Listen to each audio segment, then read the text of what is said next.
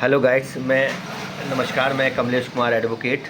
मैं high court Lucknow में practice करता हूं और डिस्ट्रिक्ट कोर्ट औरैया में, तथा अभी मैंने करंट में ही सुप्रीम कोर्ट में अपना रजिस्ट्रेशन करवाया है।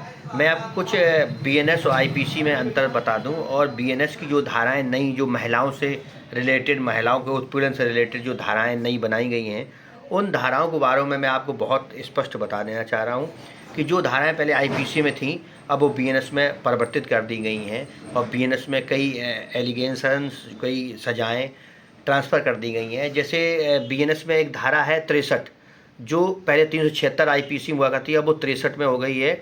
ये रेप का आरोप है। उसके बाद अगर इस पर सज़ा हो जाए तो धारा 64 बीएनएस में ये लागू होती है, पनिशमेंट फॉर रेप की ये धारा है जिसमें शामिल की गई है। वहीं धारा 74 जो है वो स्त्री की लज्जा भंग करने के इरादे से हमला या उसका आपराधिक बल का प्रयोग करना है। ये धारा बीएनएस की 74 में दी गई है। जबकि धारा 75 जो है वो यौन उत्पीड़न है। जो आईपीसी में पहले धारा 354 कहा करते थे, उसको अब धारा 75 में यौन उत्पीड़न में दिया गया है। और जबकि धारा जो 78 है, बीएनएस की धारा 78 जो है, वो किसी भी महिला का पीछा करना, किसी स्त्री का, किसी बेटी का, किसी बहन का पीछा करना, उस पर भद्दे भद्दे कमेंट करना, वो धारा 78 में लागू किया गया है। जबकि जो धारा 80 है, बीएनएस की धारा 80 है, वो दहेज मृत्यु, जो उससे पहले 304 बी हुआ करती थी आईपीसी में, वो अब बीएनएस की धारा उसमें 80 में इंगित की गई है, और इसमें सजाओं का भी प्रावधान बहुत किया गया है।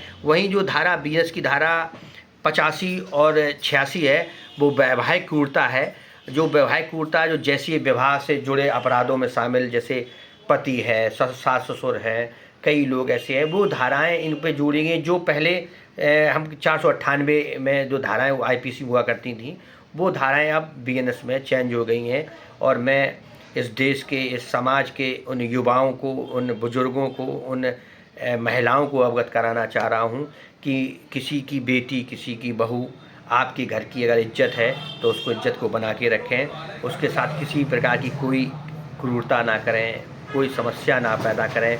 और उन युवाओं को मैं बताना चाह रहा हूँ कि अब वो ज़माना नहीं रहा कि आप किसी को भद्दी कमेंट करें, किसी का पीछा करें, किसी के साथ गलत व्यवहार करें, क्योंकि अब हर जगह सीसीटीवी कैमरे हैं, हर जगह आपकी लोकेशन है।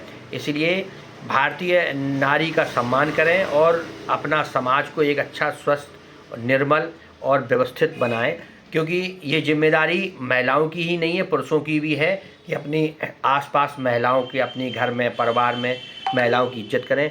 इसलिए मैं बता देना चाह रहा हूँ, जो भारतीय न्याय संहिता 2023 जो लागू की गई है, बहुत सोच समझ के लागू की गई है। जो पुरानी धाराओं में सजाएं नहीं होती थी, पुरानी धाराओं में व्यवस्थाएं बहुत थीं, 20 साल मुकदमे चलते थे, वो सब खत्म हो गया है। सुप्रीम कोर्ट द्वारा प्रतिदिन प्रति मुकदमे की मॉनिटरिंग होती है। माननीय उच्च न्यायालय द्वारा निरंतर डिस्ट्रिक्ट कोर्टों पर दबाव बन रहा है, निरंतर कोर्टों पर दबाव है, जजों पर न्याय करने का दबाव है। इसलिए आप लोग किसी भी महिला, किसी भी बेटी, किसी भी बहन के साथ कोई भी किसी प्रकार की अभद्रता, गलत व्यवहार, गलत आचरण ना करें, क्योंकि अब उत्तर प्रदेश में माननीय योगी जी की भी सरकार है। उस सरकार में अगर आपने किसी महिला, किसी नारी, किसी बहन, किसी बेटी के साथ कोई गलत काम किया तो आप समझ लें आपका श्री राधे होने वाला है। इसलिए जय हिंद, जय भारत, जय